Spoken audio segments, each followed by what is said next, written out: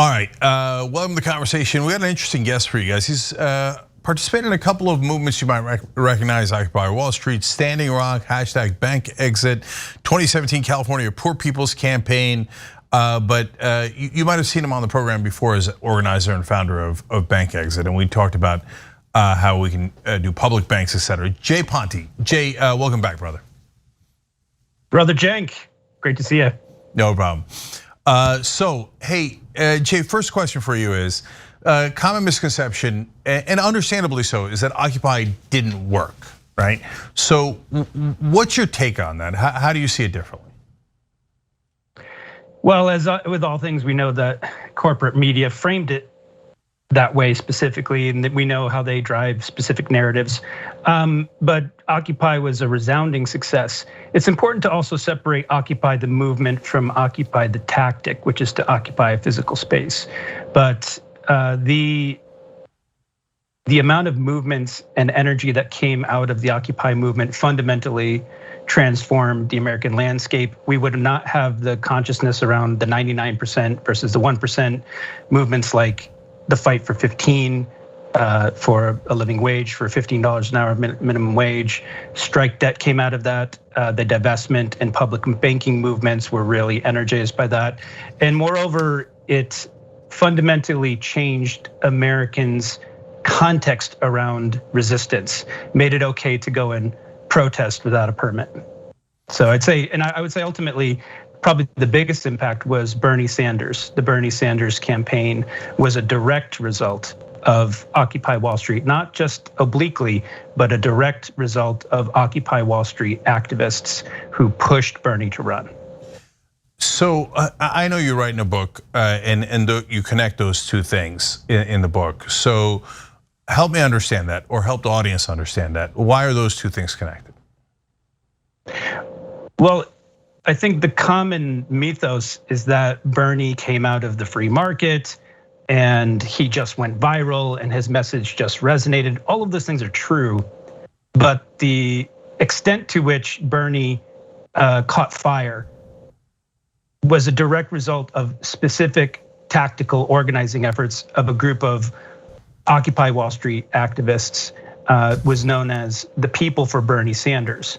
And they actually messaged the entire Occupy mailing list. They had a bunch of, Occupy organizers on board with that mobilization.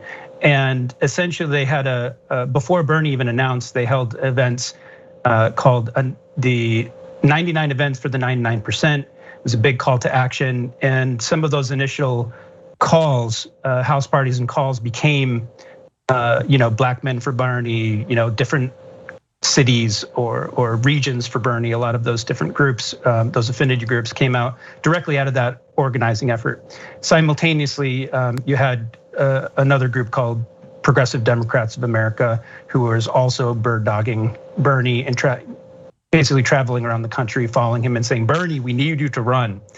And so it was a specific, Bernie would not have run without seeing that the grassroots movement to forward his agenda, especially to take on the Clinton machine, just would not have happened without that energy being there. So he was directly pushed by Occupy Wall Street activists who saw a Clinton administration as potentially what it was. What it was a really furthering of militarism, imperialism, Wall Street hegemony, and all of the other things that this country what it is. So I remember when I interviewed Bernie in 2016, I asked him, when was the moment that you knew you had a shot at actually winning? And he said that he'd gone to a rally, I think it was Minnesota, but I'm not sure. And he said there's this line around the corner, giant crowd. And he turned to his advisor and said, who's got a concert after me? Who are they here for? And they're like, no, Bernie, they're here for you. And he was like, what in the world, right? Now, but Jay, I'm curious about the chicken and egg, right? To what degree is it the activist, and to what degree is it the zeitgeist? So, because like, I remember being amazed that Occupy was put together and succeeded in getting all those people there and getting the press attention, because the progressives are notoriously hard to organize. And whenever I asked anybody, they'd always say like, it was the moment. It was the moment. Like everybody showed up because they were, proverbial sick and tired, right, of the situation. So what's your take on that? Yeah. Well, it's a combination of both. And a lot of, I think progressives would really benefit everyone if we learned our movement history. There's a terrific book called This Is an Uprising, written by Mark and Paul Engler. I should probably see it over my shoulder, where they talk a lot about the whirlwind. And yes, it is a zeitgeist moment. There are moments where, it's a little more geared towards the status quo. Then there are moments where it's like a powder keg. Now, for organizers, it behooves us to know when to capitalize on those movements and when to mobilize our networks and to engage the proper tactics to really take advantage of those, moments, those trigger events. Okay, so yeah, I noticed the books behind you, including Capital, huh? Looks like Karl Marx wrote a book. Anyways, so Not Piketty yet. It basically proves that trickle down economics is a canard, basically. Yeah, of course. So in your book, Be the Revolution: How Occupy Wall Street and the Bernie Sanders Movement Reshaped American Politics, you talk about a bunch of things, and there's a couple more things I wanted to ask you about because I found it so interesting. You talked about these secret Bernie Avengers. What? Who are they? They sound super fun. Yeah, it was a group that we put together of activists, organizers, Hollywood professionals to essentially recruit a surrogate team for Bernie, and then we organized that team to do actions around the country. Like we created the Bernie's Diner in Los Angeles. We did the Clooney Counterparty, where when we threw the money at Hillary Clinton's motorcade outside of the George Clooney $33,000 a plate fundraiser, which, by the way, you were one of the only outlets that actually defended us when we were smeared by the corporate news. It was an absolute hatchet job. And we organized at the convention, we organized at the platform committee, and it was a lot of we both recruited and organized a lot of the surrogates that you saw stump for Bernie or bands that opened for Bernie. So it was to help the campaign in that way. So we covered both of those, the diner and the campaign event. And it's always the same old tricks, right?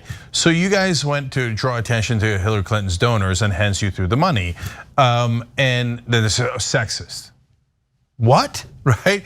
And then Janet Yellen got $7 million from speaking fees to banks and other corporations. And then when we pointed out, they're like sexist. That doesn't make any sense at all.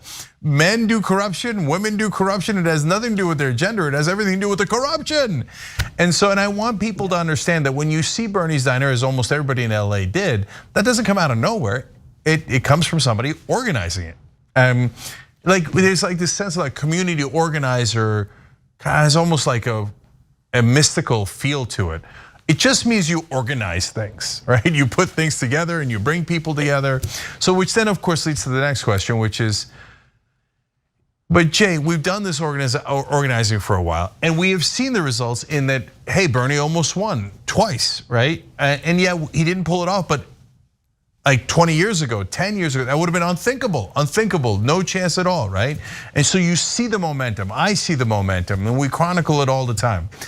But that leads to the question of, but people say, how long is it gonna take? Especially when we have like losses like Nina Turner's. And it's like gut wrenching. And people keep wondering, when do we win? Yeah, there's a great Simon Sinek video when he talks about the difference between finite games and infinite games. And you look at finite games have a winner and a loser, like a campaign is a finite game. Infinite games, you go until one falls out. The Cold War was an example of that. And he cites that one of the reasons that the United States has continually failed with military exploits like Afghanistan and Vietnam is because we're trying to win that war, which can't be won. And I think it's helpful if progressives take the infinite game approach. We looked at it, we're constantly working to transform these paradigms of consumerism, corporatism, militarism, patriarchy, colonialism, racism, systemic racism. These are all systemic issues. And so it is advantageous to take a mindset, like it's like a marathon mindset, or you got to keep pulling weeds out of the garden. But for me, I look at the progress that we've made just since Occupy alone, and it's astonishing. I think a lot of people were activated by the Bernie 2016 campaign or the Bernie 2020 campaign, and it makes sense to me why people would feel demoralized. But going back to 2004, there wasn't even anything called a progressive movement until a number of activists out of the Dennis Kucinich campaign started groups like Progressive Democrats of America and others. Being progressive wasn't even a thing. You would think of Teddy Roosevelt and the progressive Republicans. Being a progressive wasn't even a thing. So I think it's important to take the long view and to look at we gain as much ground as humanly possible. We build big coalitions. We shift the Overton window on the issues. Medicare for all, complete, utter fringe issue in 2016. Even the climate crisis, they laughed Bernie off the stage when he said it was the greatest national security threat. Of course, the military knows it is the greatest national security threat, especially given the latest IPCC report. But for me, I think this represents we're at an absolute critical moment where our leftist movements and our organizers and those who would consider themselves progressives or leftists, we get to take a good hard look at ourselves and stop the infighting and see where we can come together to build coalitions, to fight for policy and to keep winning, especially in you call it a post-Bernie world. We have 8 years to go carbon negative right now, according to the IPCC report. There just is no more time, and we need to get better at our taxes. So the point of the book is to prove that a small handful of people with no resources can absolutely fundamentally change the world, which is what we saw with the LA and Seattle divestments. $8 billion divested from Wells Fargo. Straight up organizing against one of the biggest banks, corporations in the world. No, that's right, and that's real, and that happened. And another thing that happened was we started Just Democrats, and it's real, and there's 10 of them in Congress. So don't let people take hope away from you, because it's a trick. And if you fall into that trick, then we'll never win. But you can see the progress. Yes, it's slow, but it's real, and we have to keep going. And Jay's absolutely right. The main thing is we got to stick together and if they split us apart, then we become weaker and it's harder to execute things. All right, Jay Ponti, organizing behind the scenes, making some of the things that you see visibly happen, along with so many other wonderful organizers. Thank you for joining us, Jay, we appreciate it. Yeah, and I just want to mention that the 10th anniversary of Occupy Wall Street is coming up on September 17th and 18th. There's a link tree that we have set up for Occupy 2.0. You can follow the Occupy Wall Street main Facebook pages and Twitter to find out more. We have an event in LA at 6 p.m. on Friday. Come down for a general assembly to have your voice heard. On Saturday, there'll be a march and rally, and it's a beautiful coalition event. We're going to take every COVID precaution, but we invite everybody to come out, tune into the live stream, and we hope to see everybody out for the 10th anniversary of Occupy Wall Street. Absolutely, it's also the 10th anniversary of Wolfpack, so a lot to celebrate there, because we started Wolfpack. And you were out there. I heard you were out at Occupy Wall Street. I heard you were out there. Oh, absolutely. That's where we started the Wolfpack to get money out of politics. All right, Jay Ponti, thank you, brother. And thank you, Cenk, for uplifting those events. These platforms are important. All of our progressive platforms are important because I don't know if you noticed, but corporate news doesn't exactly cover our direct actions and cover a lot of our campaigns. So, the piece you did on public banking was an important moment, I think, to get that into the popular consciousness. So I want to also thank you for your organizing work on Justice Democrats, and also, it's nice when you get attacked by corporate news to have someone tell the truth. Thank you, brother. I appreciate that. Thanks for watching The Young Turks. Really appreciate it. Another way to show support is through YouTube memberships. You'll get to interact with us more. There's live chat emojis, badges. You've got emojis of me, Anna, John, JR. So those are super fun. But you also get playback of our exclusive member-only shows and specials right after they air. So all of that, all you gotta do is click that join button right underneath the video. Thank you.